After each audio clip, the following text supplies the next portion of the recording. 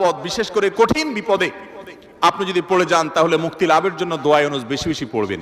এর পাশাপাশি আরো দুটি আমলের কথা বলতে পারে, যেটা আমার জীবনে বহুবার আমল করে দেখেছি, আমি হাতে হাতে পেয়েছি আলহামদুলিল্লাহ। এক নম্বর হলো দোয়া ইউনুস, আরেকটা হলো ইস্তেগফার।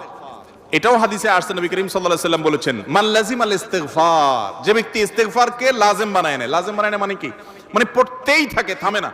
টয়লেটে গেছে তখন শুধু বন্ধ, খাচ্ছে তখন শুধু বন্ধ, ঘুমাচ্ছে তখন শুধু বন্ধ, আর সারাক্ষণ পড়তেই থাকে ইস্তেগফার। আস্তাগফিরুল্লাহ ওয়া আতুবু ইলাইহি, সাইয়্যিদুল ইস্তেগফার বা যে কোনো ইস্তেগফার, সবচেয়ে ছোট ইস্তেগফার আস্তাগফিরুল্লাহ আস্তাগফিরুল্লাহ।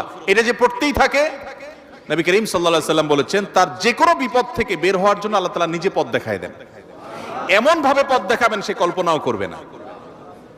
এবং জীবনে বহুবার আমি আমলটা করে দেখেছি, কঠিন কঠিন বিপদে আল্লাহ তাআলা কিভাবে উদ্ধার করেছেন আমি নিজে অবাক হয়ে গেছি, সারপ্রাইজড হয়ে গেছি।